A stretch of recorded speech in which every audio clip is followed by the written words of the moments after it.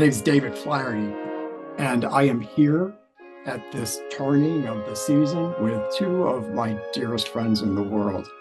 Jay and Kevin have gathered with me. We've been talking about uh, marking the turning of the seasons and have done rituals on our own and thought we really wanted to share with you some ideas, some inspiration, and perhaps even just a service for you to participate in. But the most important thing is that you gather with people that you know and you love. In doing so, we set a sacred space. I serve as a pastor to United Church of Christ community and independent Catholic folks, and sort of seek to meet folks with the Christian or Catholic background where they are and help them celebrate moments like this. Now, if my two friends will introduce themselves. Jay? Hi, I'm Jay Allen. I'm a professional psychic and medium, end-of-life doula, and coach. And I'm very happy to be here. Thank you, David. Yeah, and I do this work because it's all about bringing healing to people, healing to them and healing to their lives so that they're free to go and be all that they can be. And together with Kevin, who you'll meet in just a moment, we founded Sanctuary Spiritual so that we could offer this both in person and virtually across the country. Hi, I'm Kevin. I'm an international psychic and medium educator and paranormal investigator. This year, I'm excited to have co-founded Sanctuary Spiritual with Jay Allen, where we create workshops and events that inspire healing, connection, education, and transformation. I'm really pleased to be here to help celebrate and ritualize the harvest time of the autumnal equinox. Source of all that is holy and good, spirits of our beloved dead, those who died after long illness, those who were taken far too early in life, those who lived and died peacefully, those whose lives were taken in violence, those who died with no one to mourn them, those who took their lives. We welcome you this turning of the seasons, this equal night. Come and sit with us by the fire a moment, for we know your time with us is brief. Let this fire blaze a welcome and a guide on your journey. Then you will go on your way, even as we go on with our lives, aware of your presence and love. May it be so. May there be peace upon the earth. Amen.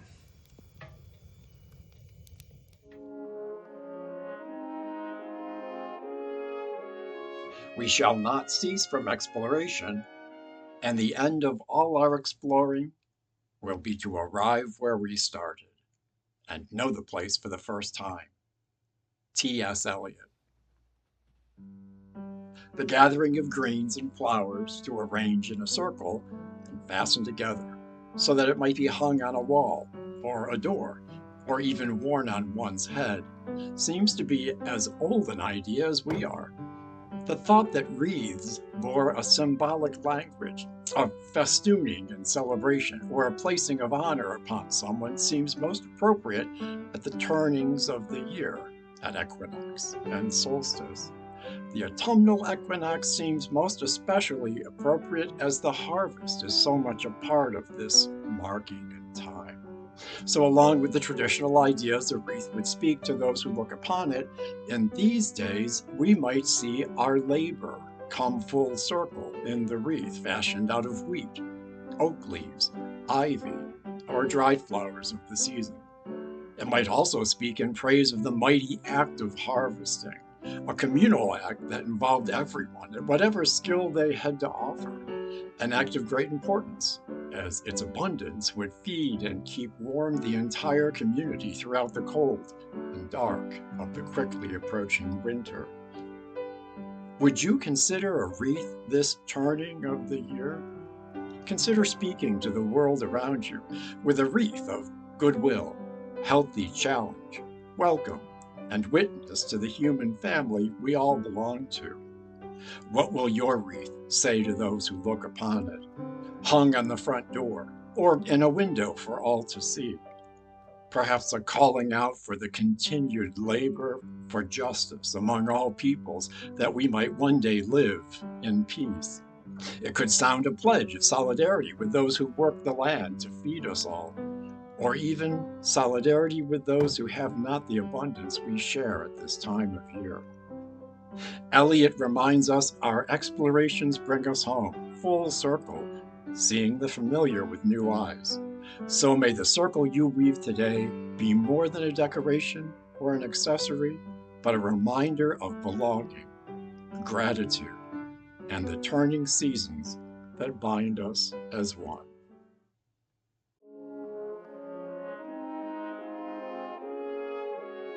So I get to talk about my Celtic roots, which I never do. Though different cultures will mark different times and seasons of the year with unique rituals or traditions or spiritual practices, it's the Irish with their original festival of Samhain that has fostered some of the more popular ideas, most of which we would recognize today. We mark November 1st as All Saints, All Hallows Day, and November 2nd, All Souls Day, or Dies Muertes. The night before these two identity days is All Hallows Eve. But this sort of 3-day spiritual journey that happens each autumn came from those who were seeking to convert the Celts to Christianity, keeping some of the more popular festivals, but giving it a completely different focus. There's much here to explore and discover. It's a rich heritage. The idea that the veil between the two worlds, the world of the living and the world of the dead, would grow so thin on these days that spirits could pass back and forth was at the core of these celebrations of Samhain. The response was clear: hospitality, either to ward off some troublesome spirits or to welcome in the loved ones that we long to see so much. You could never be sure who was knocking at the door, so you opened it each and every time with a welcome, a rest, some nourishment, and then firmly send them on their way. Lights were set out to guide them in, and the mortals would wear masks sometimes so as to blend in with the crazy mob that would show up. In a world today that seems to be closing down all understanding that we live together, we are responsible for one another, we affect each other's lives. The very thought that each and every time the doorbell rings, there's an open welcome, some kind of gift, and a wish for peace. Imagine if this night was not just once a year collecting candy and manufacturing some pretty weird nightmares, but an icon as the natural world around us begins to close down and seemingly die with winter. Our response is generosity, compassion, and a willingness to see the work towards justice leading to life and peace that we seek. I'd like to start by talking about actually what the process is when I do connect with someone's past loved one, reaching through the veil to connect with them. Of course, it always requires training to get the right technique and to understand what that feels like, what that vibration feels like. So my training has taken me so to the point where I can sense whether a male or a female is in my presence. And from there, what I do is I try to draw them closer to me so that I could sense and feel them to gather information of who they were when they were alive. I would like to get their personality. I'd like to get maybe their hobbies, what they used to do with the person I'm sitting with, to provide some evidence so that the person who's the sitter and myself are comfortable that I have connected with their mother or father or their child or their grandparent, whoever it may be. So it is a process, and it does take time to get a sense of what that vibration feels like, and then learn how to connect with that spirit and get the download, how to feel what their personality was like, how to sense them, and then gather the information through my psychic senses. And I want to share a reading that I had, which I thought was pretty powerful. I had this woman who had come in She was open to whomever would come through. But like everyone, she had one person in particular she wanted to communicate with or hear from.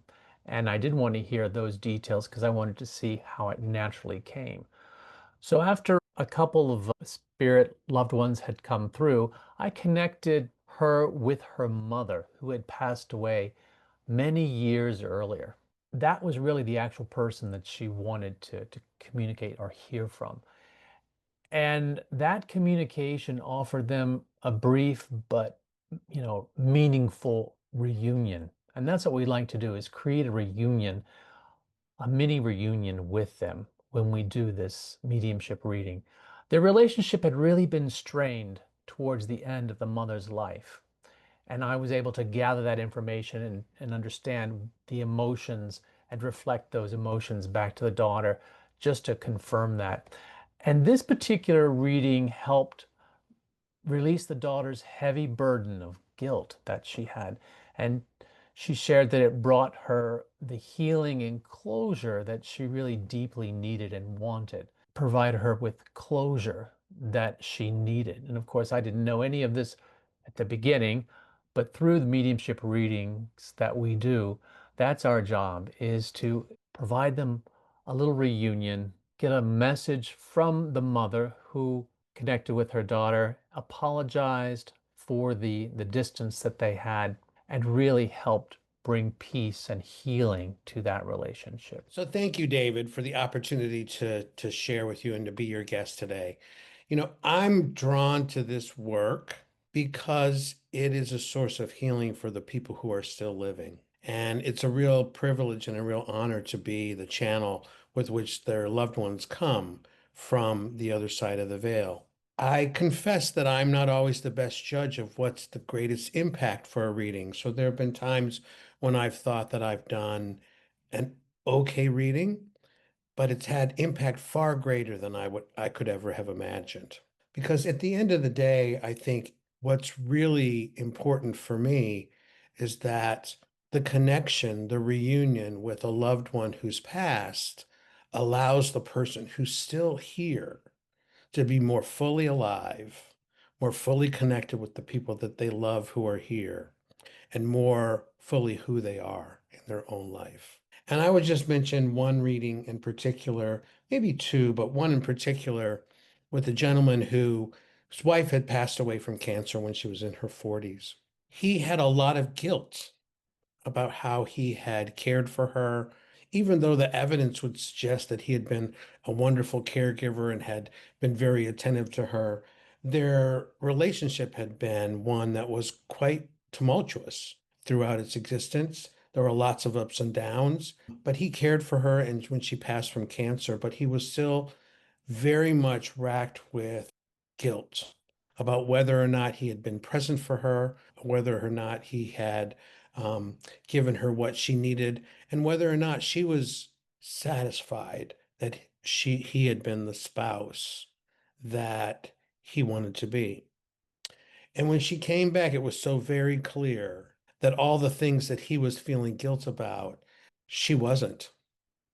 That she was quite grateful for all that he had given her, and that what was most important to her was that he was still living his life, still happy, and still very much present to all the joy that's possible in this life on this plane.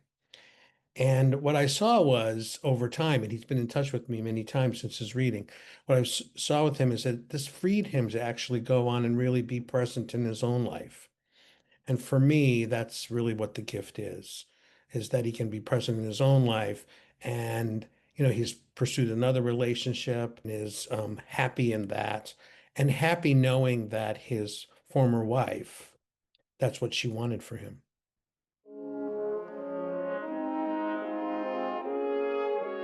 As we draw towards this season, we know that much of it is about gratitude and giving thanks. And we thought we would mention some people who have really inspired us to do the work that we do. And I'm going to start with the greedy peasant. If you have not seeing this medieval peasant who lives in medieval Manhattan has such a niche interest in art and beauty, and but in doing it, he touches so many people's lives and he inspires people. And he really inspired me that the unique thing we think nobody would be interested in, people want to hear about it, and we really do affect each other's lives. So I am giving thanks for the greedy peasant at greedypeasant.com. I would like to reflect on this year and have to say that I have to have gratitude for one of my tutors that I have been learning from this year. His name is Paul Jacobs from the Arthur Findlay College in England, which is the best mediumship school in the world. And what he has taught me this year in a couple of classes that I've taken really helped prepare me to take the next step in the work that we're doing together, Jay and I, with Sanctuary Spiritual, of being in front of a group of people, what's called platform or gallery style readings, and how to do it effectively, how to gain the confidence to do it, how to be relaxed and understand the more relaxed you are, the better you will be. So he gave us really wonderful coaching pointers on that, and it's really helped me. So I give my gratitude to him. I'm grateful for many things over this past year, but the one that floats to the top for me that I talk about is for my mother and for my mom, who is 93 and has Lewy body dementia and is really not herself any longer. But I'm grateful for being asked, because I'm her son and I love her, to live in a space somewhere between life and death and watch her live in a space somewhere between life and approaching death, and have it reinforced for me that we leave our bodies, but our spirits live on. It's redoubled in me the desire to do the work of a psychic and medium and to bring those connections and to allow that healing to people, because it's what my mom would want. It's what my mom would want, living in that space between a really vibrant life and going to the next place.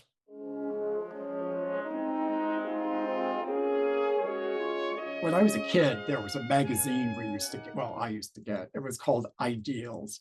And it was just, it would be like for Easter or for Christmas. And it was just beautiful pictures and sort of, poems and stuff. And it didn't really have a purpose. And it baffled my dad. He's like, what? But I loved it. And I really lived for it. And I think that's kind of what inspired me to do this. And I just cannot thank enough Kevin and Jay for joining me on this. We're actually gonna do this 3 more times. So look for us for the winter, the spring, and the summer turnings of the seasons. May this inspire you. So our friends from the earth-based spiritual traditions, be they pagan or Wiccan or whatever it is that you name yourselves, have taught us that you don't do something like this without a festive feasting afterwards. And of course, this is we put stuff out for those, even with Dias Martes, we put out their favorite foods. So may you find some time to feast. And we have a toast. So if you'll raise a glass, may the shortening of days and the chilling of our world not fool you or those you love, for we know that there are things that live beyond frost and chill, darkness and fear, hatred and ignorance, even death itself. Good autumn to you all. Hear, hear. Goodbye. Thanks for being with us.